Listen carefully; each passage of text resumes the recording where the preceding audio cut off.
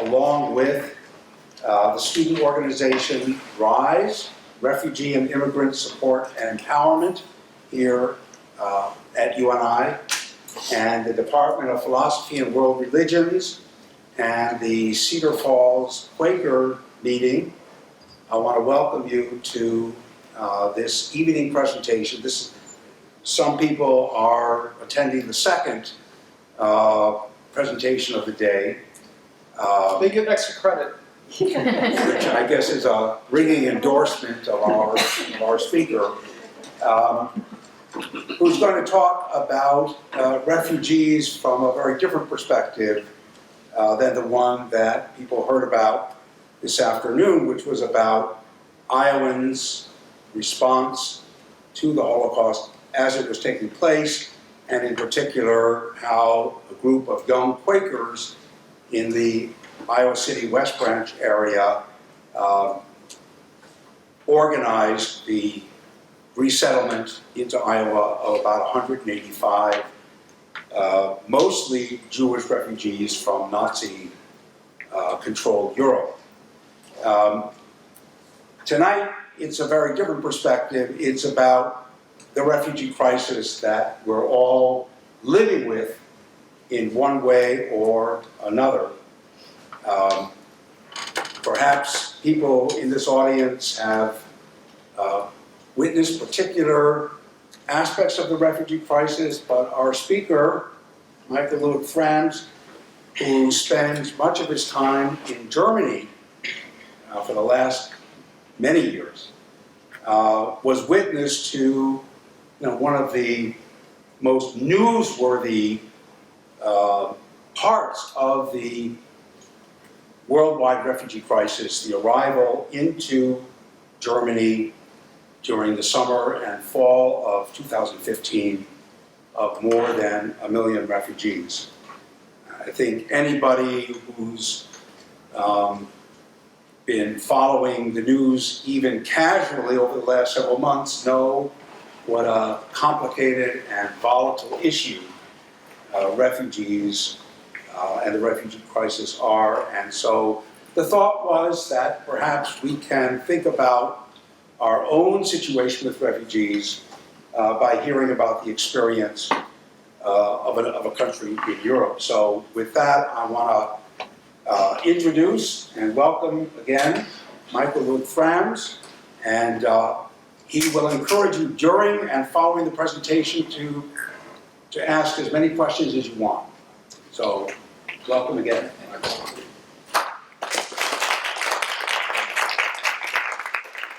Thank you. Over dinner, Steve and I were talking about a mutual acquaintance or a friend of ours who's, in the meantime, is deceased, but he, like Stephen, was involved with Holocaust and genocide studies. Notice how the Holocaust and genocide studies, they are working in tandem, because when the Nazis were setting about the task of ridding Europe of the Jews, they said a lot of people had to flee.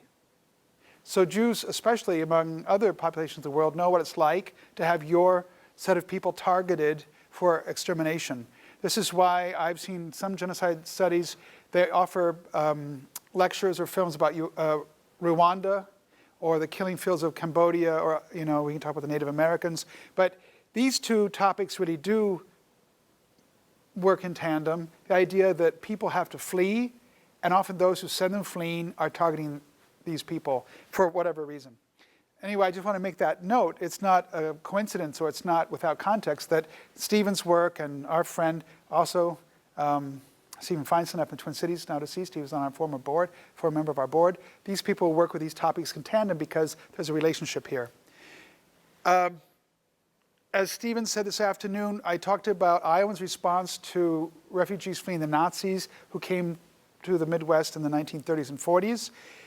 Imagine, if you will, that the population of Minnesota arrived in this country in the last year or so, 6 million people, or twice the population of Iowa. That's what would be the same number, equivalent, as what the Germans have had arrived in Germany. They've had roughly 1.5 million people come in 2015 to Germany. Now, Germany's 80 million people. By my quick math, you have to project that. It'd be the equivalent of 6 million people in the United States. Now, of course, 80 million Germans are not spread over the same area like you get the idea, it's much more compact.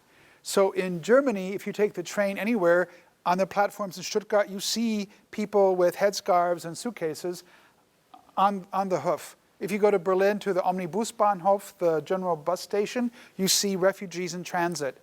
In this country, 6 million would disappear a lot quicker. You wouldn't see them as quickly because it's a bigger country per capita. But also the way that Germans, or Austrians I suppose, but the Central Europeans, the way that they deal with refugees is different than we deal with them here, and I'll get to that. So I just want to make some of those basic comments that what the Germans are facing now is like as if we had 6 million people come here. I was fooling around earlier trying to find a little short news item. I can't find a short, sexy news clip to show you. There are over 1,241 just on tagesschau.de, which is the German state news media online. But I did find, for example, this. Now, I don't know, because I was in Germany a lot of the last year and a half, what exactly Americans have had served up for you or for us on the media. But these are the sort of images that we in Europe got all the time.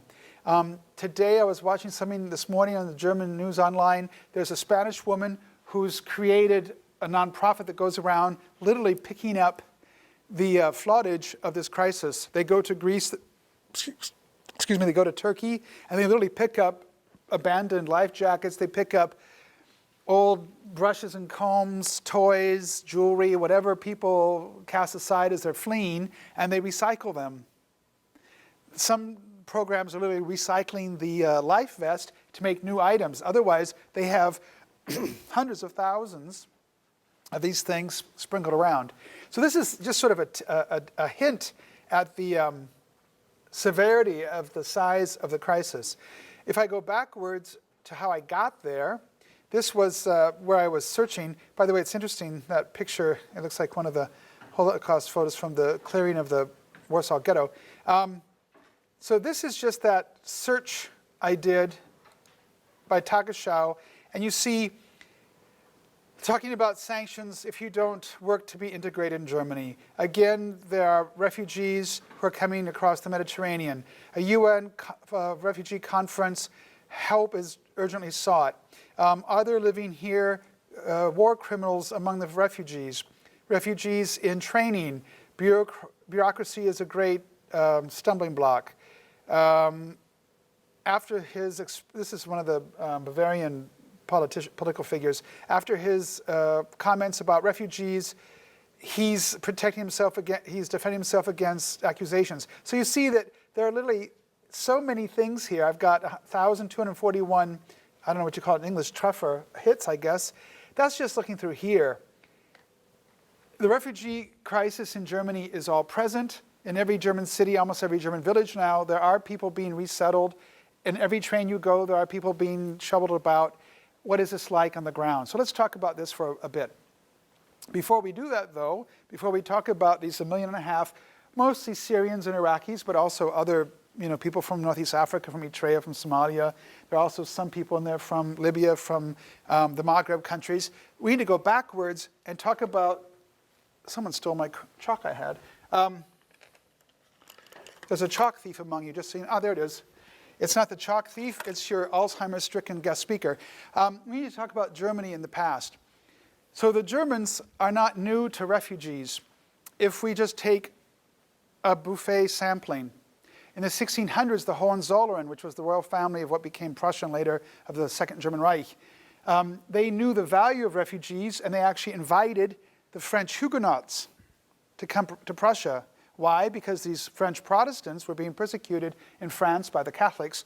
But these French Huguenots brought to Berlin, which in the 1690s had 90,000 people. So you have to think about Cedar Rapids is bigger today than Berlin was in 1690. In 1690 is relatively late in the game of things.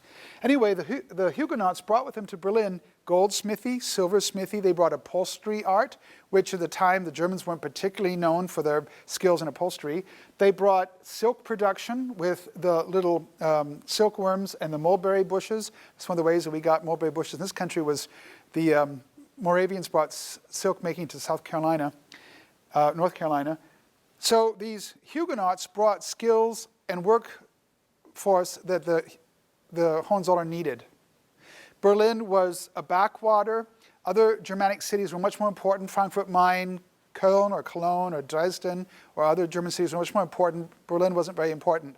The Hohenzollern suffered. They had acquired this new kingdom, but it was built on sand. Literally, it was built on sand. This part of what we know as Germany today is built on thick glacial deposit sand with lots of pine trees. You can't really build a world-class empire on that. So the Hohenzollern needed brain power over brawn. They needed, because they didn't have coal or later oil or other great resources, or not even good farmland, they had to be clever and produce things that people wanted to acquire. So the Huguenots. The Germans, the Hohenzollern, also welcomed the Dutch to come. This is why if you go to Potsdam, there's the Holländisches Viertel, the Dutch quarter, because they invited the Dutch to come. And the Dutch were very skilled in what? In draining swamps, because they came from a country that is below the sea level. So these Dutch settlers would come to Berlin, and they helped lay dry a lot of the swamps that became great agricultural areas. The Hohenzollern introduced to Germany in a big way potatoes. So now their peasants had something relatively easy to grow and cheap to sustain them. This is how the German Empire built, on the back of newcomers, French Huguenots, Dutch settlers. Also, the early Hohenzollern regime brought in the Slavic workers from today's Poland or Czechoslovakia. They were people looking for a chance to be weavers in the factories. So the Berliner were profiting from all these new people. That's why if you go today to Berlin and look through the phone book, you see a lot of Polish names, you find a lot of Novak and Czech names. So the Germans have an experience with newcomers. The newcomers helped to fan the growth from 90,000 people in Berlin in 1690 to 4 million by 1930. So the city jumped from 90,000 1690 to 4 million in 1930. It's incredible. The Chinese can't dream of that sort of growth. And that was driven largely on newcomers. But let's jump forward a time to the end of World War II. The Germans had a refugee problem, and the refugees weren't coming from France or from Slavic areas. They were German-speaking refugees. Most of you probably don't have a background in German history, but unlike the British, the French, and the Spanish and Portuguese, who sent their ships out to the New World or to Africa or Australia, the German colonial effort wasn't focused on big sailing ships and going to other far continents.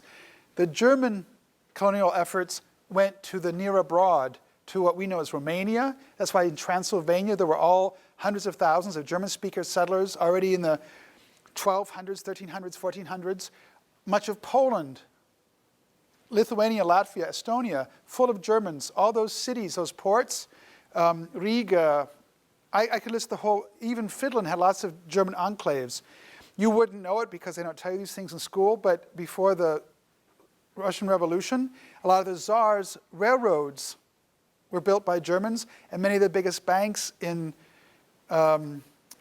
Tsarist Russia were in German hands. So the Germans had their hands in all of Eastern Europe, and at the end of World War II, those countries rejected anything German, similar to what we did here. Maybe I'll come back later if you remind me, talking about what happened to Germans in Iowa after World War. Someone remind me in the Q&A, it's quite interesting, what was the fate of German Iowans after World War I began. At any rate, so when all of these countries after World War II rejected all these German speakers, they had to go back, quote, ins Reich, they had to go into the German homeland. So Germany had between 10 and 12 million refugees in 1945. That's a lot. That's more than every 8th person. It's every 7th, every 6th person was a refugee, a German speaker. It'd be like if we had a war here, and then all the Alaskans had to come down to the 48 states, all the Hawaiians had to come, all of our people, if you will, maybe in Florida or New England, they all had to go inward. Where do you put all these people? I guess I'm not to the chalk part yet.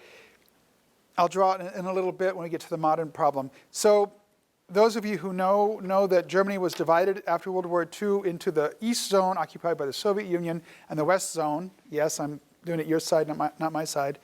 And the Soviets, of course, were introducing a socialist or, if you will, communist idea of the state, whereas in the West, it was in theory occupied by us, the Brits and the French, but to be honest, the Brits and the French, they had all they could do to take care of their own countries after a war.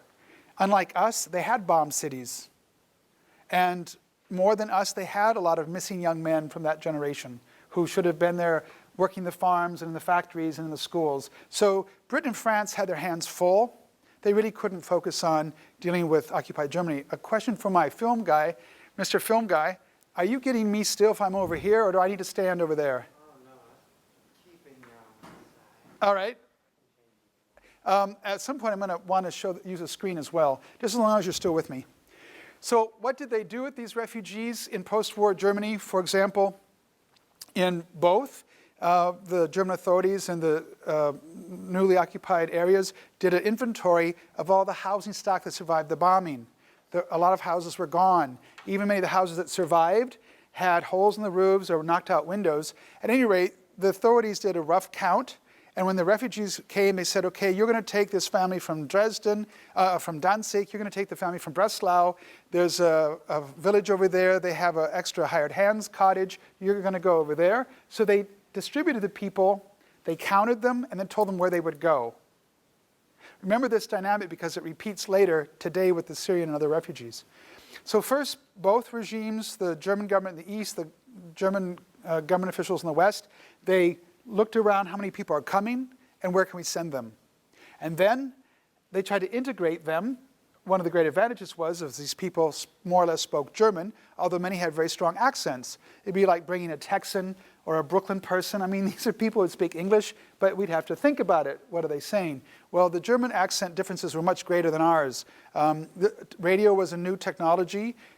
People still had very regional dialects. If you go to Britain, I studied in the 80s, people in Britain still in the 80s had very different regional dialects. So here you've got 10 to 12 million refugees speaking German, but very much Silesians and Pomerans and Romanian Germans, Czech Germans, if you will, Sudetendeutsch, and they're all in broken Germany. All right. So the reason I'm telling you this is the German experience. We're dealing with 1.5 million refugees today has taken cues from how the Germans dealt with 10 to 12 million refugees 60, 70 years ago. As the two Germanys after World War II became stabilized, it was easier to integrate all these people, but at first it was a problem. How do you feed these people? How do you employ these people? Even the Germans who'd lived in that village or town all their lives, they didn't all have jobs. The streetcars were broken. The schools had been bombed. Germany was a mess.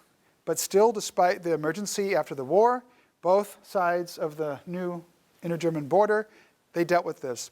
In the 50s and 60s, the situation changed following the Soviet model in the East with lots of Plattenbau or prefab houses. They made houses for the refugees to live on the rings of these cities, Leipzig, Dresden, Rostock, etc. So they were literally building homes for the refugees. In Western Germany, at first, as I told you, they would just inform you, tomorrow at 5, you're getting that family of 4 people from Danzig, make space for them. Some of those people stayed in those emergency quarters into the early 50s. That's 5 or 7 or 8 years. That's a long time to have foreigners, or to have strangers, I mean, to have strangers appear and be told, you're going to house these people now. Then with the Wirtschaftswunder, the economic miracle of the 50s in West Germany, that changed as well. Finally, these people who had left with barely a suitcase or maybe a bundle over their shoulder, they could make enough money with the boom in Western Germany that they could rent their own place or eventually get a loan and actually build their own homes. So now if you go through former Western Germany, you'll find in almost all these mid-sized towns and cities, you'll find whole areas where the streets are named Danziger Straße and Breslauer Straße because the people were homesick for the German areas they had left behind. They're now in Poland, because you can get a quick history lesson later, but the Soviet Union pushed Poland west, so much of what had been Germany is now Poland. So if you go through any of these cities in the West where you visited your cousins doing a year abroad, or you yourself were there, you've been to these parts of town, almost all the houses were filled with former refugees. What this historical fact does is it informs the Germans today, what is it like to be a refugee? Because all of them have an idea. There's hardly a family in Germany that didn't have some relatives or close friends who are involved with this whole process of having been a refugee. So Germans know the experience, and they know what it's like, and therefore there's more empathy. Whereas if these refugees were coming to a country where the native population knew nothing about the refugee experience, they'd have less compassion, less empathy. And it's like, well, it's your problem, deal with it. A footnote, by the way, I mentioned earlier that the way we deal with refugees in Anglo-Saxon countries, Canada, Australia, Britain, the States, it's very different from the way the Germanic countries deal with refugees. If a refugee walks or somehow gets to Germany, the state registers them, and the state then takes care of them, directs them, tells them what they can do. If a refugee arrives here, there are some agencies that will do some things for people, but by and large, you're on your own. Unless I'm mistaken, here a refugee can move around as they want. They can put their kids where they want. In Middle Europe, it's not like that. In Germany, for example, if you arrive, the German state will register you, and then you go where you're sent. And if you leave that place, you don't get any more assistance like clothing allowance for your kids. You don't get help to send your kids to school. You don't get a rent assistance. So you really are in charge of the state until you can learn the language enough to get a job. Once you get a job, you can go anywhere you want. So it's not like 1.5 million people running around willy-nilly through Germany causing mayhem and living in all refugee quarters. It's not like that. So when I was here a year ago being interviewed on the radio by Jan Michelson, Des Moines, for example, his questions really worked from the premise that over in Germany there were 1.5 million people running around doing whatever they want, and it's not like that at all. Now, what I do want to do tonight, so I've given you an overview. I'm doing an hour-and-a-half program in less than an hour. That's why I'm rushing so fast. I've given you an overview of the German historical experience with refugees. They've had refugees. They know how to handle this. I've given you a review of the basic arrival. The refugees have to get registered and are assigned where to go. They're not allowed to go around willy-nilly. But we need to talk about two more problems, how the European refugee crisis is dividing Europe both along vertical seismic lines and horizontal ones. Let's talk about the horizontal ones first. So if you think about, and our friend the chalkboard, if you think about, and I think Mr. Filmman has me on your screen again, right? All right. If you think about Europe, here's Britain. Well, now, of course, things have changed because of Brexit, but before David Cameron said, we don't want any of these people, and they really didn't want any of these people. You've heard, right, at the moment, the French officials have been clearing what's called the jungle, which is a rather horrific name. This channel between Britain and France was the site of where a lot of refugees went. They wanted to get to Britain. They had friends or relatives living there, or they knew that, like with the States or Australia, that refugees are able to be more self-directed than on the continent. But at any rate, thousands wanted to go, and thousands camped.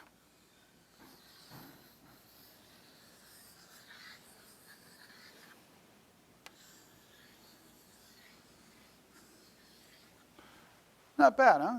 Come on, it's not bad. So thousands camped here in what's called the entry of the channel, Calais and Dover, and they wanted to go this way. Well, David Cameron and other British officials didn't want any to come at all. So one of the reasons so many people in Britain voted to leave the EU is they didn't want any of these people ever. And they didn't want Brussels or Angela Merkel in Germany basically telling them, oh, you really should take 70,000 or you should take this many in this length of time. France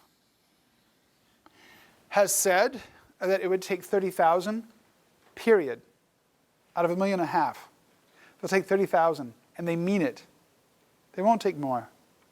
So France has basically bowed out of the refugee question, taking down refugee camps like the jungle today and yesterday and the day before, sending them across France.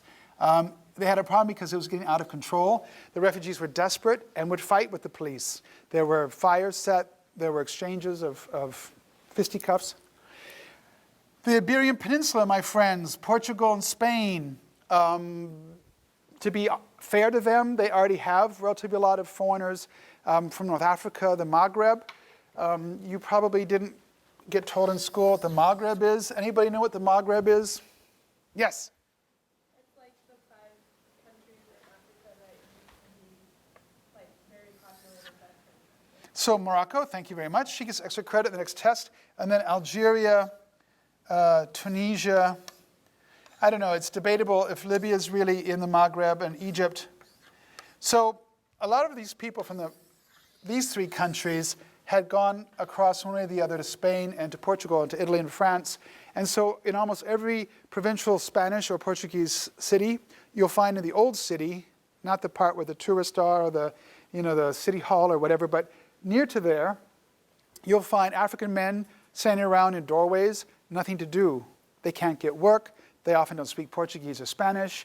They will sell fake watches or sunglasses to tourists, but they're really desperate. But their idea is that no matter how bad my life is in Europe, it'll be better than the misery I left back here in Mali or in Sudan. They're desperate to get out of there. So Portugal and Spain are not really open to taking refugees either. So they're at odds with Berlin. Then you've got the Italians. Well, the Italians are also not very keen to take these people. And to be fair to all these Latin countries, their economies have been among the most anemic in the European Union.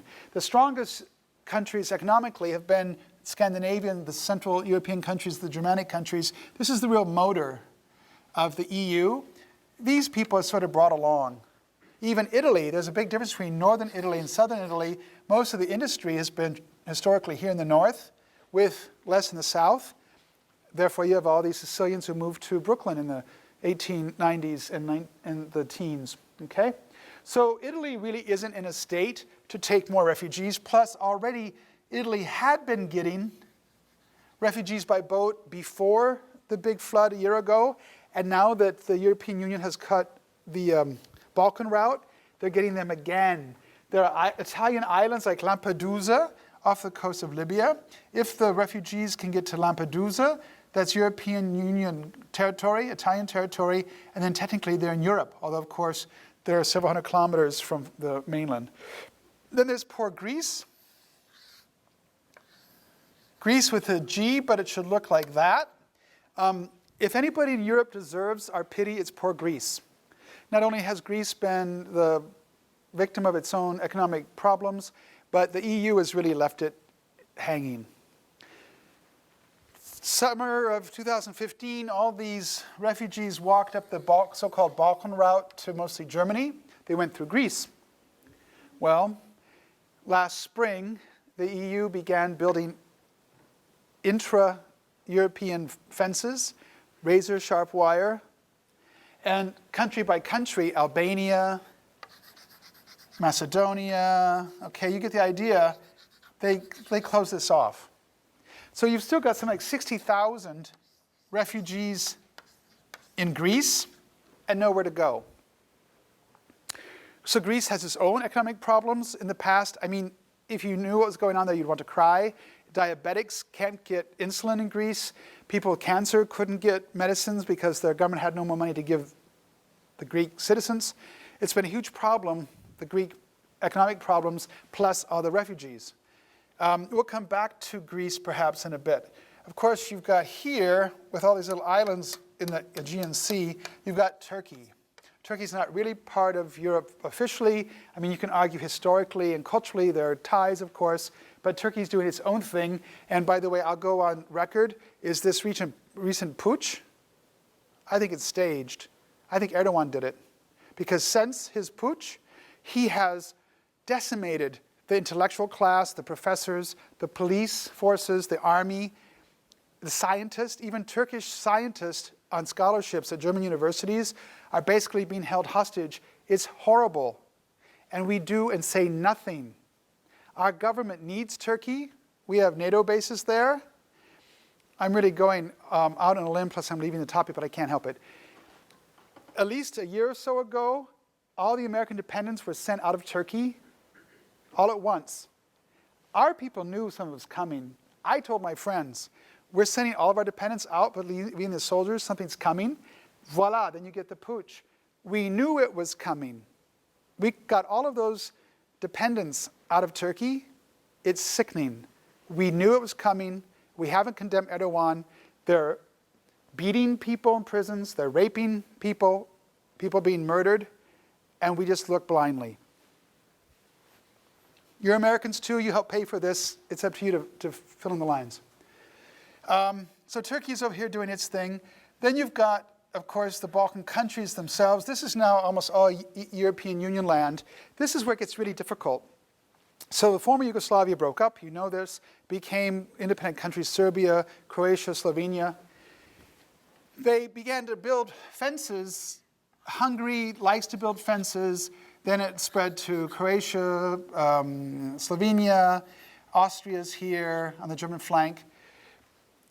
It's a problem. The EU only works because they don't have fences and they don't have intra-EU border controls. That's the whole idea, is capital likes to be fluid. Goods and services like to move. It greases the wheels of the economy. They did a study. I don't know how these people do this so quickly, but they found out that it would cost them 3 trillion euros if these fences inside the EU remain. It would slow down the economy 3 trillion euros over 10 years. How they come up with that so fast, I don't know. But so this was a no-no. That's why eventually by default, you had one mega fence here that basically the routes are closed off. And we saw that, if you spoke German, you would see it. But we saw that in these maybe I can find it quickly. Hang on. So for example, here's from the 13th of May of 16. Refugees in Europe, more than 800 people are fished out of the Mediterranean. But here's a sharp decrease. This is from the 8th of March, no, April. Fewer new refugees in Germany. Well, no wonder, because they're being stopped. Remind me to get back to Turkey and tell you about this, but there's reasons why this is happening. So these countries, the so-called Balkan routes, have gotten very cynical. At first, the Austrian government supported the German government's stance on refugees, and then overnight it changed. And Austria has become an extremely cynical and obstructionist power in the EU, and basically it abandoned the Germans and sided with what's called the Visegrad countries. So there are 4 countries that make the Visegrad countries: Czech Republic, Slovakia, Poland, and Hungary.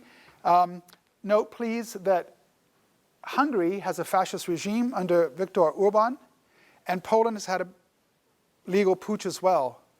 The hyper-Catholic Poles have supported a horrible new regime that is going through the courts to gut democracy in Poland. So you have 3 countries in Europe, Turkey, Hungary, and Poland, that basically have at the moment quasi-fascist dictatorships. So you've got a European refugee crisis, you've had economic problems the last 8 years that don't want to go very quickly, and now you've got political crises in Turkey, Poland, and Hungary. It's a problem. So this is the horizontal axis, this fault line of this divided Europe. We haven't even got to the Scandinavian countries. The Swedes had been taking in more refugees than anyone other than Germany. The Swedes had been doing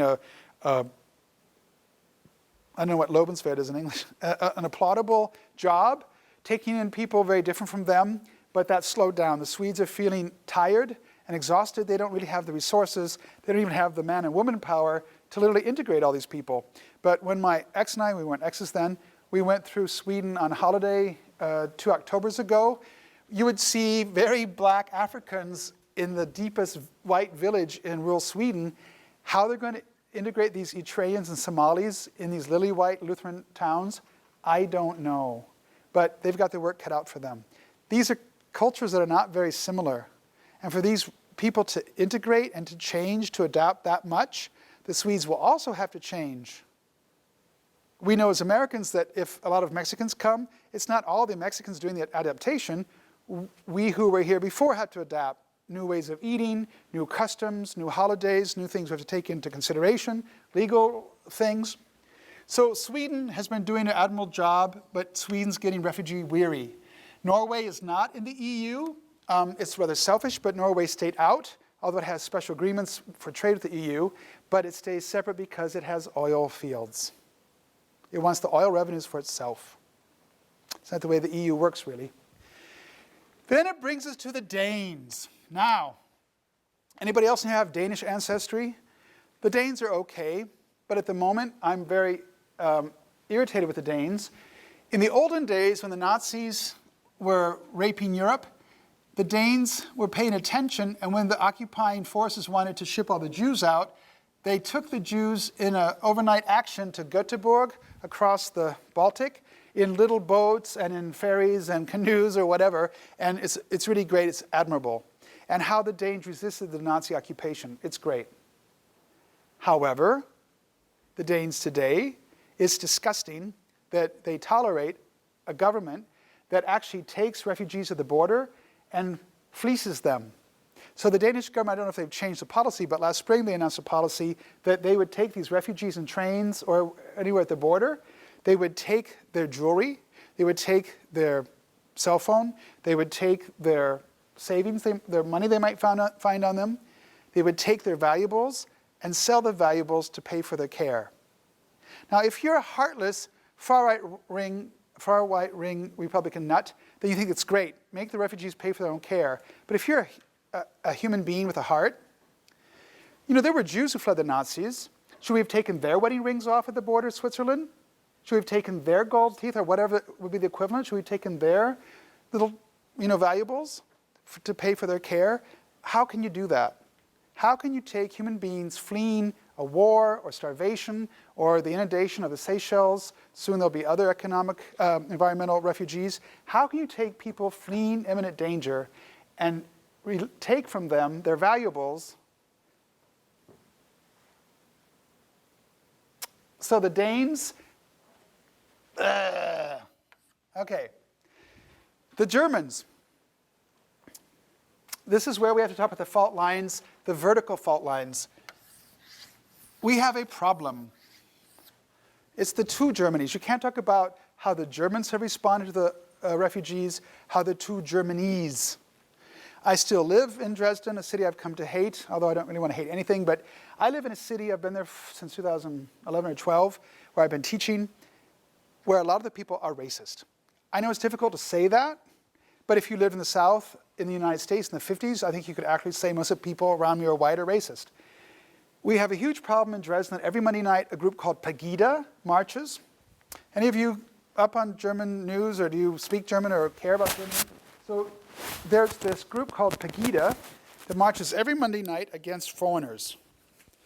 And they march to the city with lights after a big rally. Hey, Germany, boo foreigners. And then they snake their way through the city center screaming against foreigners and how they should all leave. And people say ridiculous things, like a woman I remember told the cameraman, oh, we don't want all these Muslims coming. We want to be able to celebrate Christmas in the villages in Saxony, not to have a mosque where the churches were. First of all, since East Germany was all under communist rule, most people don't go to church. The largest amount of atheists in Germany are in the former East. So local people aren't going to church anyway. But it's absurd, the idea that Syrian refugees would come and tear down the churches and build a mosque. So you get in Dresden and in Saxony this hysteria, and with hysteria you get people who are not thinking. And we've had refugee centers burned down with arson. We've had people beat up in the streetcars. We've had buses attacked by hooligans who rock the bus. There's film footage, which if you had interest and I had time, I'd find it, of terrorized Syrian mothers with children in the bus screaming as these skinhead Nazis are rocking the bus outside. So you get the idea that parts of Germany are not doing very well with this refugee crisis. Former Western Germany is basically here. Former East Germany is here. This was 16 million people as opposed to 62 or 70 million here. If you're a refugee in Frankfurt or Stuttgart or Berlin, you're going to have a way different experience than if you're a poor sucker who gets stranded in Leipzig or Dresden or Rostock. It is true that since the reunification of the two parts of Germany, this part has done more poorly. Economically, there is higher unemployment, it's true, although there are pockets, Dresden's booming, and there are other things are percolating in Leipzig, Leipzig's steaming along. But it is true that the German government's having to assign refugees. They have a formula, they calculate the economic prospects of a region, contra its tax revenue, tax incomes, contra its unemployment rate. So the German government actually has a formula. How many refugees can we dare send to this village in Baden-Württemberg near Stuttgart, as opposed to how many can we send to villages over in Saxony or in Mecklenburg-Vorpommern? So the government does take that into consideration. It's not oblivious to this, but still, here, you can feel it when you walk through the streets that these people are spit at, they're threatened. And now I should make a personal note. So in Iowa, where I grew up, I still direct a nonprofit called Traces. It's part of what we spoke about this afternoon, the refugees who came to Iowa in the 30s and 40s. But in Germany, I direct a nonprofit called Spuren, and we actually take non-German residents in Germany, people who live there, like myself, I'm not a German, but I live there, into schools and museums and churches and youth centers, and we talk with the natives, the Germans, about what it's like to be a non-German living in Germany. In Western Germany, it's not a big problem in general. In East Germany, it's a real problem. So if you go to our website, maybe I can quickly show you.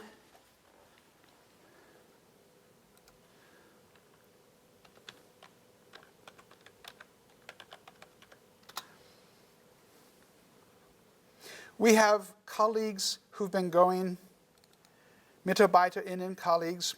There's yours truly, of course. This was Morena from Syria. She purposely gave us a fuzzy photo from her youth because she didn't want to be recognized and beat up by skinheads in the tram. Catherine is of Indian descent, meaning her family came from south of Bombay in Kerala, Cochin. She grew up in Malaysia. She lives with a German husband and two beautiful daughters, in Dresden. Sagi is an Israeli with a German wife and two boys.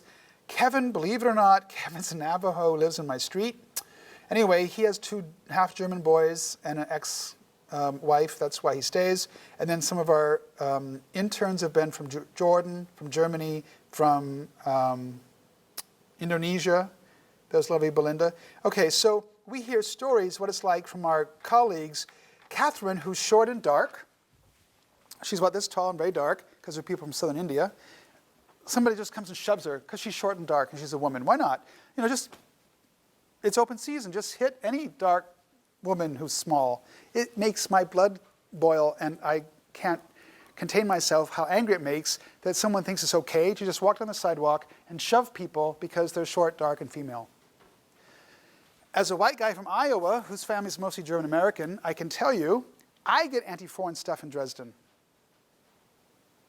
Okay, half of my ancestry is German-American. I get anti-foreign stuff. The difference between me and the Syrians is most of them don't speak much German, if any. I can push it back. And I can say to people, "Meinst du das wirklich? Are you serious?" Before I came in March back to the States, I was at the doctor's office, and I was sitting minding my own business, I swear. I wasn't being a pain in the butt or anything, I was just minding my own business. A woman next to me about my age was complaining to an older woman next to her. Her husband had broken his leg or whatever, and he was across from us in the waiting room. And she had all these bills, which I don't understand because in Germany we have excellent health care. I have German health insurance. It's much better than any you can get here, which is a scandal. Anyway, I was sitting there, and she was complaining how, we have all these bills. What will we do? I know, she said, I'll give it to some foreigner, and they'll get it reimbursed right away. Well, I looked to her and said to her in perfect German, "Excuse me, I'm a foreigner, and I actually pay a third of my income in taxes. I'll probably pay for your husband's crutches or whatever, and what you're saying is absurd." "Oh, no," she said, "I mean a different kind of foreigner." So now it starts. So what if I were a visiting professor from Chicago who's black? An American Midwesterner, an intellectual, historian, but black? Would she say that to him? But she says to me, a white boy, "Oh, well, a different kind of foreigner." I can't tell you. Another one of my favorite examples, when I first moved to Dresden 4 years or so ago, I went to the local Bauhaus, which would be the home improvement, the Lowe's, or help me here, Home Depot, to buy paint and brushes and tape and whatever. So I went to pay, and as I left, the rather nice guy said, "Go over to the service desk, and the colleague will order you a taxi." So I go with my little shopping carts full of stuff, 1,000 euros worth, it's a lot. And I said, "Gnädige Frau, ich hätte gerne eine Taxi." Yeah. So she picks up the phone without any enthusiasm. She orders the taxi, and he asks her, "Was hat der Mann?" So what does the guy have? Does he need a big taxi or a small taxi? And what does she say to him? Der hat keine Ahnung, der ist Ausländer, which means he doesn't have a clue, he's a foreigner. Now we know that there are Americans who are racist. We know this. And we know there are Americans who are stupid. But I have the fantasy that in our America, if you go into a Home Depot or a Toys R Us or a Best Buy, I want to believe that just because you're a foreigner, people are not going to say, he's an idiot because he's not an American. I hope that it's true, that we aren't like that. But these people in Dresden, I experience this again and again and again. I am a white guy with a PhD and some Tussi hinter der Theke, I won't translate that, behind the counter. She says, oh, he's a foreigner, er hat keine Ahnung. Can you imagine the level of outrage? So we've got a big problem. Merkel has said yes. Das Volk has said nein. It's a big problem. And we need to talk about Merkel and the government for a while. So Angela Merkel's not Mother Teresa. Why is she taking all the refugees? Don't think she's doing it out of love or sympathy. I think she's a physicist and her husband's a chemist, or vice versa. He's the chemist and she's a physicist. But they're both from the former East, and I assume they've spent time in Syria. I'm assuming. Because she knows what's true, that Syrians really are a different kind of foreigner, different kind of refugee. So if you think of Canadians, or let's do it differently. You think of Texans, Alabamans, New Yorkers, New Hampshire people, Alaskans, South Africans, Canadians, Australians. They're all English speakers, right? But like, I want to think the schools in Iowa are far better than in deepest Alabama. Same thing with the Muslim world.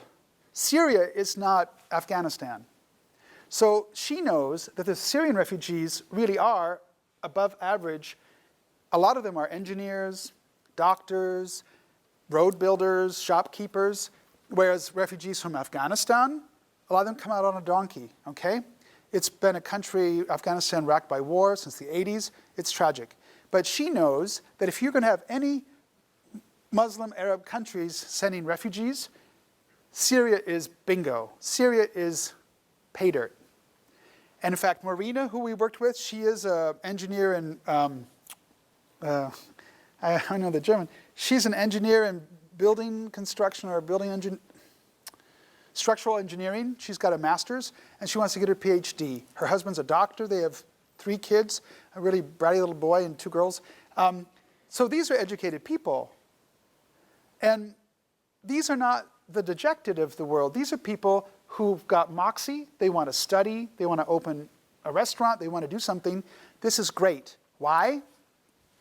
Except for hyper-Catholic Poland, all of Europe is decreasing, is fading away, is disappearing.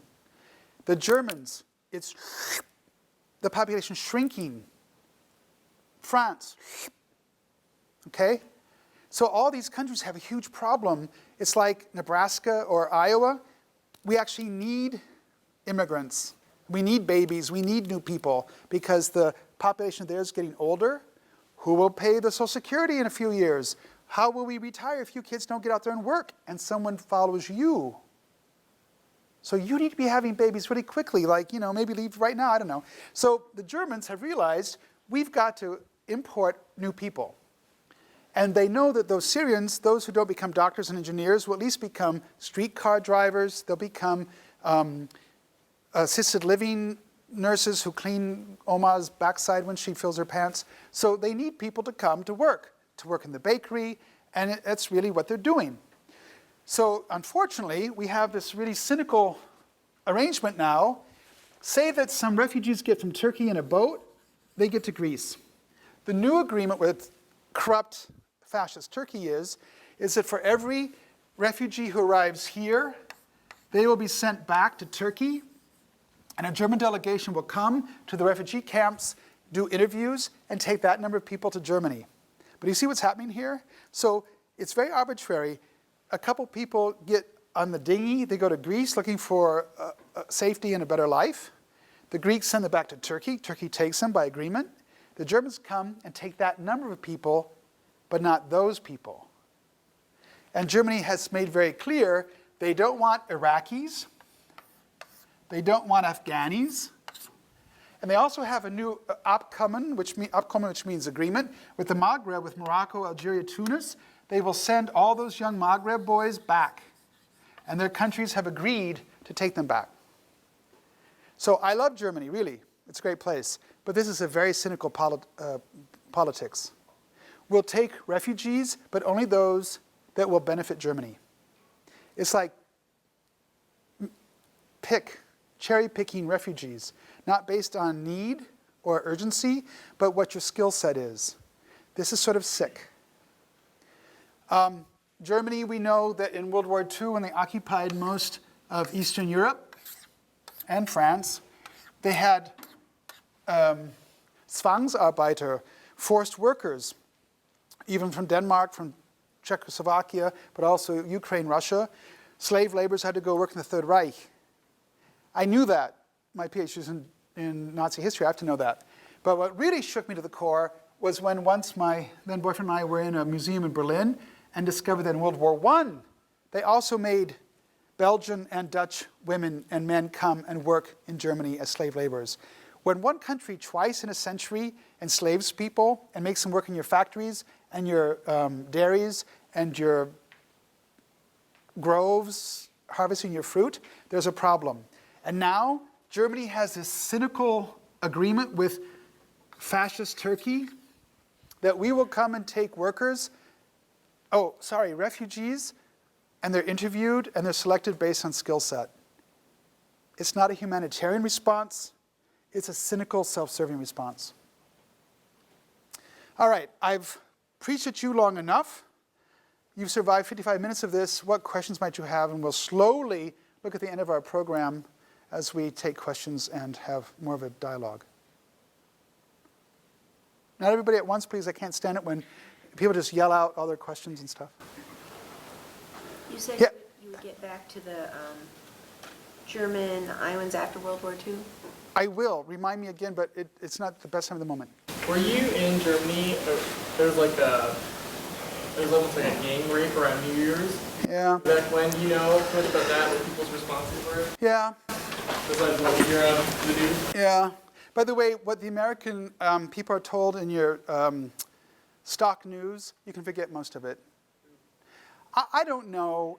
In the olden days, like William Shirer, and I hope those who went at my afternoon program will pick up this real quickly. The website about Iowa or the Midwest and World War II is this one, traces.org. A Cedar Rapids boy was one of the first and most famous reporters in Nazi Germany, from William Shirer. He had an Austrian wife.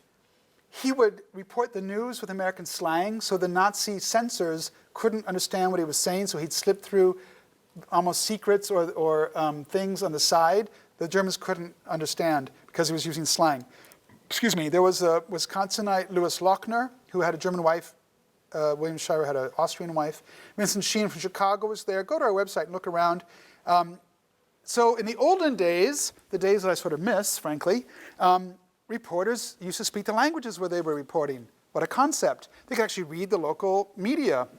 I don't know if we're no longer sending journalists to Germany who speak no German or what, but the things that they said to you a year ago during all of that big refugee crush, like they gave the impression 1.5 million refugees running around naked and wild through the streets. Don't they know these things? Why aren't they telling you these very important, nuanced differences that make a huge difference? If the American media had told you they're all registered at the border, and if they don't register, if they somehow try to sneak away and do their own thing, they will suffer. They won't do well in Germany because all of us, me too, we're all registered. It's the way it is. It was in England too in the 80s when I went to school there. And so the government knows where you are. It's not Big Brother necessarily, but they know. And if you don't get registered, you can't get an apartment contract. You can't rent an apartment. I mean, you don't exist if you're not registered. Well, why didn't the media tell you that? It's extremely important. So you got the idea, as it would be the case in America, Australia, or Canada, that all these refugees just get off the boat and run around Wyoming and cause mayhem. It's not like that. So a lot of what you've been told probably isn't accurate. And certainly what you've been told isn't the fuller picture. Yes, I was there. A lot of things that are important were left off your report, like the night of Hamburg and Köln, New Year's Eve 2015. It's true there were numerous young German women who were pinched, poked, groped, like Donald talked about, or worse. There are some cases of reported rape. It's true. A lot of the Syrians I knew said, God forbid that any of us were involved in that. It seems from the police interviews and what the women later reported, most of these perpetrators were from the Maghreb. They were young men, mostly black, 20 to 30, out running around doing really bad things. They don't have great indications that these were Syrian young men. There's a big difference. The boy who was apprehended recently in Leipzig, the police went to his apartment in Chemnitz and found all the explosives. What happened? The German police sometimes can be incompetent fools too, I guess. They found the bombs and things he'd amassed to do something, but he got away. It was in Leipzig that other Syrian refugees tackled him outside the Bahnhof, outside the train station, tied him up, and gave him to the police. I know all the Syrians that I interact with, they don't want the Germans to resent or to hate them. This boy, you know, okay, so there's a second thread that I should pick up, young male perpetrators. I suppose I could do that now. Charles Grassley lied. I was at my mother's house in Mason City this summer, and a robocall came, and I thought it was just crap wanting to do fundraising or whatever, but it really was Grassley's Senate office. If you'd like to be in Senator Grassley's electronic town hall meeting or whatever it was called, stay on the line. And indeed, Uncle Chuck was on the line, although they're very cagey. You can't talk with him, but you can hear him, and his little underpaid Republican interns for the summer take the questions, and they vet it. They wouldn't take my question, would they? So anyway, I'm listening, and it was just after Orlando. And Grassley said there was an act of Muslim terrorism. For an uninformed person who's got an agenda, it could have been that. But if you dig deeper, that boy was born in New York.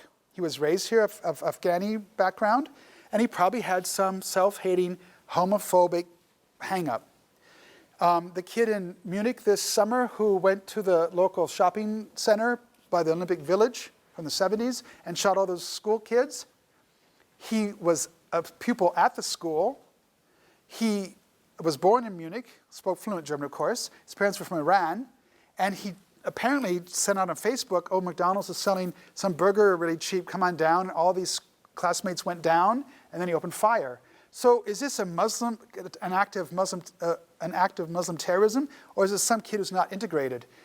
You saw some of my interns from Jordan. We have had 4 in Dresden in the last year. 2 are Muslims, 2 are Christians. I didn't know that 8% of the Jordanians are Christian. There were also relatively large Christian minorities in Lebanon, in Syria, in all those Middle East countries.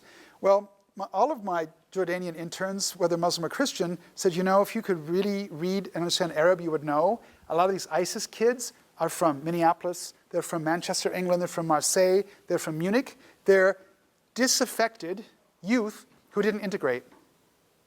Their parents emigrated to London or to New Orleans or to Bonn in the 80s or 90s.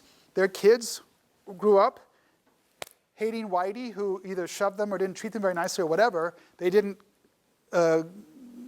take root in that new country, and they go to Syria and they get to put on black clothes and rape women and cut the heads off of people and throw gay folks from 8th floor roofs to their death, of course. So it's great. You can be a big shot for a few months, but most of them aren't native of the Mideast. So we need to think about this. So when Mr. Grassi says what happened in Orlando is Islamic terrorism, the couple in San Bernardino, they went to a Christmas party of their colleagues and committed mayhem. So when the white guy goes into the black church in South Carolina and kills 9 worshipers, we don't say he's a Christian terrorist. Or the kid in Roseburg, Oregon, who shot all those kids at this community college, he wasn't a Christian terrorist. Or the guy in Michigan who sat in the 7-Eleven parking lot and picked off people as they came out of the convenience store. We never say Christian terrorist, but they're also committing mass murder, like the kid in Munich, like the kid in Chemnitz. So we need to be really careful with this. And Grassley lied and said, oh, that's Islamic terrorism. Other questions before I get back to this strain that we need to pick up before we quit? Other questions? I saw a hand. I have 3 just really simple questions. Mr. Cameraman, are you following me or should I? Yeah. What qualifies a person as a refugee? Like what gives them the refugee status? Well, you've got, of course, the legal status. I'm not going to get into that. The definition, an immigrant usually goes to something, usually to a better job, a more conducive environment, more opportunities. A refugee generally flees something, a war, a pestilence, oppression. Increasingly, unfortunately, we're going to have environmental refugees. It's nothing new. How many of you have Irish ancestors? Many of them came in the 1840s and 50s because the potato famine was a set of environmental refugees. Environmental refugees. A bug was devastating Ireland's main food crop, and half the country died, and another quarter went to America, and a quarter stayed. All right, something like that. So as the oceans rise, you're going to have the Seychelles disappearing, much of Bangladesh will disappear. There are going to be more people, environmental refugees. They're leaving something, like flooded homes and floods and all kinds of stuff. Then you've got, of course, the people fleeing war, and you've got the people fleeing persecution. One of the saddest things on the planet at the moment are the poor people from Eritrea. If you listen to NPR, I encourage you, though of course NPR also has its own agenda, and I could show you my complaints about Iowa Public Radio and Iowa Public TV, but that's another day. At any rate, if you listen to NPR or go to their search and look for it, there was recently a segment about a Swedish journalist who somehow got connected to Eritreans who were being kidnapped and kept in seclusion on Sinai, the peninsula between Egypt and Israel, and their families were being called on their own cell phones. If you don't give money, $20,000, we're going to kill your family members. It happens to people from the highlands of El Salvador and Honduras. That's why all those kids walked across Mexico or jumped on those horrible freight cars that are cold as hell at night, and they fall off when they can't stay awake anymore and they lose their legs. So all those child illegal immigrants, they were fleeing what's happening also in the highlands of Central America, that there's extortion, there's human trafficking, people are in need, people are desperate, and they do desperate things to get away. Okay, so we need to think about that. Refugees, it's a fine line. Migrant, refugee, I don't know. Next question. Yeah. You talked about a lot of different countries in the EU, like whatever their status is with accepting refugees. You didn't mention the Netherlands at all. Are they doing anything? Did everybody hear her question, by the way? I was prompted, I was supposed to repeat the questions, I keep forgetting. Everyone, she's asking about the Netherlands. I'm not such an expert, I can't speak so knowledgeable about the Netherlands. I have the feeling the Netherlands are doing as good a job as any country in Europe, some of which are very poor, some are doing better. What I do know is that the Netherlands are very crowded. It's one of the most densely populated countries in the world, followed by Bangladesh, those poor suckers in Bangladesh. So the Netherlands doesn't really have a lot of space wherever they put people. In the past, the Netherlands has been quite good about giving refugee status to political refugees from Iran. When the Shah was deposed, our puppet, and was replaced by the fanatics, the Islamic State of Iran. So in the past, it was quite good. The current situation, I can't really speak about. Other questions? Yes. Kind of based off of what he asked, what causes a refugee to get rejected, like with the whole Afghanistan refugees, people getting sent back or were rejected? So in the German parliament, you have 6 parties. The Grand Coalition are the Christian Democratic Union plus the Socialist Party of Germany, SPD, Sozialpartei Deutschland. They have a grand coalition, meaning they rule because they have to be together. Neither by themselves has a big enough majority to be in power. So the other 4 parties, I don't know, the Greens, the Liberals, blah, blah, blah. Okay, so unlike our country, and I could speak about that later if you want, about how our non-Democrats, non-Republicans are sidelined. I know personally how that works. The German state actually supports opposition parties because of the Nazi experience.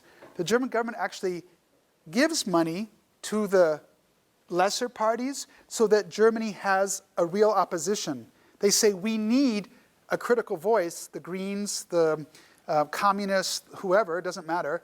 We need someone to point out to the CDU and the I'm not used to saying it in English, the SPD, we need other parties to challenge us. And they actually support the opposition parties in Parliament. Imagine. Our jokers in Washington, they do everything to silence any other ideas. Anyway, those 6 parties do a dance. So when you're some bureaucrat in Berlin or Leipzig or München or Köln, you're a little bureaucrat somewhere in Germany, you've got to make decisions, a lot of which is influenced by the people at the top, but you're getting conflicting information from the top. I watch German news programs online almost every day. I saw one last night. This Syrian mother had left her 5 kids and husband behind. One of the boys he's in a wheelchair, and she thought the husband would be better to take care of the children than she alone, so she walked through the Balkans to Germany. Well, the question in the documentary was, will she get permission to bring her family? By the end of the documentary, they show that she will. However, it'll take at least a year. So she's got 5 kids and a husband back in Syria. Can you imagine being away from your family for a year and there are bombs falling? A footnote, sorry to jump around. So I'm walking through Erfurt in March or April, whatever, in March, February, and there's these 2 Syrians. One's an architect student, the other one's a design student, and we're talking. And I asked them, so where are your families? Oh, well, our mothers are in Beirut and in Damascus. And your fathers? And they looked to each other and looked at me, and I felt like such an idiot. They were both dead. And then the boy who was an architect student said that his mother was at work, he was at class, and his father was at home, and a bomb fell through the roof and killed him. This is everyday life for these people. Middle class, employed people. If you're a student, which I guess some of you are a student, and you're at class, and you go home, and there's a big hole in your roof, and your father is dead, do you stay there, or do you get the hell out of there? These boys walked 1,600 kilometers to Germany because they were afraid that the next bomb through the roof would be their bedroom. I don't know if I answered your question. I tried. There was a hand over here somewhere. Yes? What role does religion play in the global refugee crisis? Did you write questions before you came? Because they're awfully good questions. You've been practicing. Yeah, I'm taking notes. All right. I feel monitored. I have to buck up here and do a better job. It plays a big role, of course. But my experience, and I've been to Tunisia, and I've been twice to Morocco, and I've been to Egypt, and I've been to Israel twice and tried to get into Jordan. It didn't work. That's another story. I've had great experiences with people in Islamic countries. I've had great interns who I loved a lot, although some of them were better than other interns, sort of like American interns would be. People are people. There are Muslims who are fanatic and mean-spirited and dangerous, but there are people who call themselves Christians who are fanatics and mean-spirited and dangerous, or Jews or Hindus. At the moment, we've had lots of Buddhists in Burma, which is now I think Myanmar, who are attacking Muslims. Buddhists aren't supposed to do that. They must not have read the playbook. So religion is more of a cultural question than a religious question. These people happen to be Muslims, although many of the refugees from Syria are also Christians, or there were Druze. There used to be Jews. By the way, the word I just said was Druze. There used to be Jews in Iran and in Jordan and in Morocco. And after Israel was created, many of them were siphoned off to go to Israel because they felt safer and Israel needed them. So religion does play a role, but first I would say it's cultural. You know, some would argue that the Islamic world is rising, is actually ascending, and that they're having their reformation. Certainly we know that Catholics and Protestants in Europe killed each other by the tens of thousands for a long time in Europe. When my mother grew up in northern Iowa on the farm, a mixed marriage really was. A Norwegian Lutheran with a German Catholic, it's really true. People paid attention to that. John F. Kennedy almost didn't get elected because he was a Catholic. And Protestants assumed that Catholics' first allegiance was to the Pope, not to the American Constitution. That's why you shouldn't have a Catholic in government, they said. Anyway, it's changing. And so their Shia and Sunni are like our Catholics and Protestants 50 years ago, or in Northern Ireland not so long ago. It's normal. It's pathetic. It's hard to watch, but it happens. You know, there are different kinds of Hindus. The Hindus are love and harmony. And even Buddhists vary a lot. Other questions? I'm just curious, a year or so ago when the Syrian refugee crisis was really escalating, you were in Germany at that time, I Yep. assume? What kind of coverage or reporting was there about the U.S. response to that? We had a lot of governors, whether they had the authority or not, saying we're not letting those Syrian refugees into our state, as did the governor here in Iowa. How did the Europeans react to that kind of reaction? Of course it's dangerous because people are people and they differ, but in general, the Germans have been very welcoming as a generalization. Certainly you saw the pictures that when the first refugees came across the German-Austrian border, people were at the train stations in Munich and Passau and Nuremberg and Erlangen, and they had bottles of water and they had teddy bears for the children and they had blankets. I mean, people tried to welcome them. If you want, afterwards I'll show you where I watched the video last night. There are Germans who welcome refugees into their home. Last night I watched a woman, I think she's a Niedersachsen, she and her husband have 2 women. The Syrian mother I mentioned who has no family with her, she's 30 maybe, or 35, and then an African woman with a baby. Both of these women are living in the room upstairs where these people's daughters used to live in other universities. So, you know, this is not a single case. I know a lot of Germans who have brought refugees to live in their homes. Retired Germans, a lot of Quakers I know, give German lessons to refugees voluntarily. It's quite heartwarming how some Germans are responding to this. Of course, then you have to qualify what I said about the East Germans. There are some who are acting like that, but there are also many who they don't want anything to do with the foreigners, and they shimph and they curse them.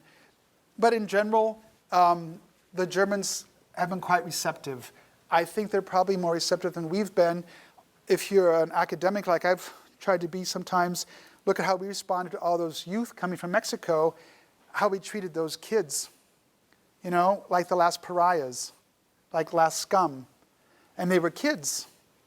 I told you, many of them came from hiding villages in El Salvador and Honduras, where the village has been bombed out, the drug cartel runs around. If young men stay, they get oppressed, they get forced into the drug militia, okay? They leave or they stay and they suffer. So we treated them like pariahs. The Germans, they haven't done that so much. Yes? No, you're fine. I was just trying to help you with what you're trying to think of. Thank you. Other questions? Yes? Maybe this is kind of sort of going off the main path. Jump for it. All right, so we all know that, I can't believe I'm saying his name without shuddering, but Donald Trump. Oh. Okay, so, maybe just from your perspective, there's been this whole thing about we need to ship out all the Muslims and stuff. And I mean, I know it's overhyped, but, and I've been doing my research, and I can't find an article that honestly, like, even decides to, like, I don't know what I'm trying to ask. Yes? Like, with this upcoming election, we have, like, 2, like, polar opposite people when it comes to how we handle foreigners and stuff. So I don't know. I'll say two things on these thoughts. So the current Mexican border is roughly like this, right? So when Mr. Trump, who I think is a plant, frankly, and I don't think he's a real candidate, he's just posing as this to chase people to vote for Hillary. But Mr. Trump talks about this wall. Ask him if he means the current border with Mexico or the previous border before we stole half their country, above California, above Colorado, above Texas. We stole half of the country. 2 people just walked out. Sorry, it's my perspective, it's my opinion. But we took half of Mexico. So if we want to start talking about, keep them there, well, where's the there you want to keep them to? The current border with Mexico or the one we had before we annexed Texas? I pulled this stunt in the last class. If you were there at 3:30, don't repeat this. Let somebody else try. How long have people been in Iowa? What we call Iowa, how long have there been people there? Here. How long is this? 10 to 13,000 years. That's the radiocarbon dating from bones found in Turin, Iowa. The Turin Man, you can Google it, Turin. I used to live there. God-forsaken little village of 75 people. So if there have been Iowans, or people in Iowa this long, how long have people like us been here? This long. This long. 10,000 to 13,000 years. Whitey, I'm talking about people like me, have been here this long. So when we get upset and say they are coming, who are we and who are they? Even black people here and Asian people here and even Hispanics, we all came after the natives were either pushed out or murdered. So we are all in the same group. The former slaves, the Hispanic migrant workers who came picking crops, we're all in the same boat. We're on land that for 10,000 years belonged to someone very different looking than us. So if we want to start saying, like Mr. Trump, oh, push them back, well, first of all, they were here before Whitey came. This belonged to the Colorado, et cetera, belonged to New Spain a lot longer than to us. So we need to be, thoughtful about this. Who are they and who are we to tell them where to go? People gravitate to where there's a job and safety. When my people came in the boat, maybe they're different than your people, none of them came with papers. None of my ancestors, and we've been coming since the 1630s, none of them came with a paper. They all arrived in New York or New Orleans or Boston, said, I'm here, love me, give me a job. Nobody was invited, nobody was vetted, and nobody had a visa. Not a one. And many of our ancestors didn't even become citizens until they really had to. Some of our grandmothers and great-grandmothers spent their whole lives in Iowa on a farm, never learning English. And now to your story, and then we're probably going to call it quits, because these poor kids deserve to go home and do their homework or have a beer or make love or I don't know, something. So in this little booklet, which I'm going to send around in a second, go to page 6. There are 3 pages of this. I passed this around the last class, and I was sort of crushed. 4 of them never returned, and I have to pay for that myself. 3, 4, 5, 6. If you could look at these and pass them around. Debbie. Hello. I thought I recognized you. If you could take them and pass them to your left, that'd be just Ducky. This is Iowa social history in a nutshell. This is Iowa, 1830s to 1930s. Anyway, I want to talk about the Germans. So, I just wrote a trilogy called Oceans of Darkness, Oceans of Light. And if you look in there, the same story is there as in this little booklet. But my people left Germany because they didn't want to get drafted into the king's army, and because there had been hunger and there had been war. So they came to the New World. They were refugees, if you will, or they were migrants, you pick. But when the Germans got here to Iowa, they built farms, they built towns, and many of the communities like Waverly and, Manning and Dubuque and Davenport, they spoke German till the 1920s. There were churches that had sermons in German. There were German language newspapers. At the turn of the last century, there were 140 breweries in Iowa, most of which were owned by Germans. There were Biergärten attached to the breweries. So the Germans were everywhere. But as of 1914, and you can read it in my booklet, which I've now handed out, bit by bit, the Anglos turned their scope on the Germans. The East Coast elite, the Vanderbilts, the Rockefellers, you get the idea, the Hunts, the Goulds, they were all Anglos, weren't they? The Roosevelts, although originally Dutch, of course, but Anglified. They looked to the Midwest, to all those industrious brewery owners and sawmill owners in Muscatine and Burlington. They looked to the tractor factory owners and to the farmers. The Midwest was ascending. They had competition. Those hardworking Germans out on the prairie were overtaking them in many ways. German-owned foundries, German-owned factories, German-owned farms. So one of the best things to come along for them was World War I, because they could hit on the head German-American culture. 60% of Iowans have German ancestry somewhere. The biggest ethnic group in this country isn't the English, it's the Germans. More Americans claim German ancestry than English. Okay? Even in Minnesota, if you break apart the Swedes, the Danes, the Norwegians, and Finns, the Germans are the biggest group, not the Scandinavians. They're only the biggest if you put them all together, even in Scandinavia and Minnesota. So here you have this East Coast elite. This is all described in the booklet. And then you've got this Midwest German enclave. You've got to put them in check. So as I talk on page 6 onward, in any war, there are 2 enemies. There's the ostensive enemy, then there's the enemy at home. So the Anglo elite on the East Coast used that as an opportunity to de-hyphenate America, they called it. So German papers weren't closed directly, but they had a trick. They sent the copy of the paper to Washington to be censored, that, we don't want these German newspapers to give out any secrets, but they were very clever. They didn't censor it right away. They waited a week or maybe a month or maybe 3 months later, oh, here's your paper. No one buys old news. So they didn't close the German language papers directly. It was by attrition. They starved them of their subscribers. People cancel their subscriptions because nobody pays for old news. Same thing with German choral societies, German gymnastic societies in Davenport. The Iowa government Board of Education expunged German from the curricula. You couldn't study German as a language anymore, even at college. Same in Indiana, same in Illinois, same in Wisconsin, all across the region. Germanism was eroded more and more all the time. What was the most active and the most grievous assaults on German culture was in Berlin, Iowa.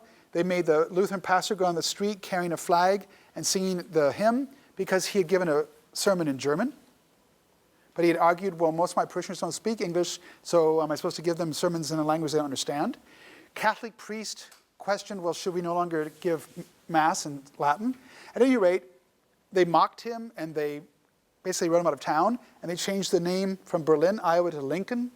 It's over east of Ames. And Germania, Iowa, up by Algona, they changed to Lakota. And a couple towns, Schleswig and Holstein, out of northwest Iowa, they had town meetings. The people said, no, we're going to keep what we've got. And so the train companies, out of protest, announced next stop in town 13. They gave them numbers. They wouldn't even let the German names go over their lips. So there was a kind of hysteria that Hamburger became Salisbury steak, sauerkraut was Liberty cabbage, Dachshund was Liberty dog. You get the picture. We had this during our illegal and immoral war against Iraq, where in Congress, those people, they don't deserve it. They called French fries Liberty fries in the congressional cafeteria for a while, numbnuts. So this is a hysteria that you do a lot. Whenever you're in time of war, you pick out a group. Oh, the Jews. Does this sound familiar? The Nazis? Oh, the Jews are our problem. Or in Zimbabwe, the white farmers are our problem. So they got rid of the white farmers, and now they've had hunger in Zimbabwe. So you get the idea how the dynamic works. So those books are for sale wherever they are. They're $5 each. But we've had this experience in Iowa. We know what it's like, but we've forgotten because it's been erased from our collective experience. What's it like to have a war against the biggest ethnic group, the majority? You make them into the minority, and they're the problem. All right, unless there are any other pressing questions, I guess I've worn you out. I had 2 cups of coffee, so I'm ready to go till midnight. Any last questions? What about the connection you were going to come back to later? The one about German Americans after World War I did, but was the, what was the other one that I was supposed to comment on? By the way, a footnote, I asked you, this young man asked me about the shenanigans in Hamburg and Cologne New Year's Eve of 2015. Anybody know what else happened on New Year's Eve of 2015 that you should know about? It's even more threatening than the German women being abused in public during the New Year's celebrations in Hamburg and Cologne. What was the temperature of the North Pole on December 31st, 2015? You need to know it. It was above freezing. On New Year's Eve, 2015, the North Pole was above freezing. You can Google it. I was in Germany. I called my mom in Mason City and said, Mom, are they talking about this in America? No. So when I turned on CNN online, all they had was SpongeBob hats and people getting ready to go to Times Square to see the big crystal apple fall, whatever it is. And I thought, in Germany, that's all they can talk about is on the news is that the North Pole today is warmer than freezing. But in America, it was like, it didn't even happen. So you people are suckered all the time by a media that wants you stupid and compliant and mostly successful. So take this to heart, that you're being cultivated to be little workers, to pay your taxes and do your job and to shut up. So the media is not telling you the nuances that you need to know to make proper decisions and conclusions. You don't know about, North Pole being above freezing on New Year's Eve. These are real problems, not Jennifer Lopez's newest boyfriend or Brad and Jolena and their marital problems, which is their business, not ours. There are real problems that we have to address soon, or it's too late. And having warned you, I thank you and say good night.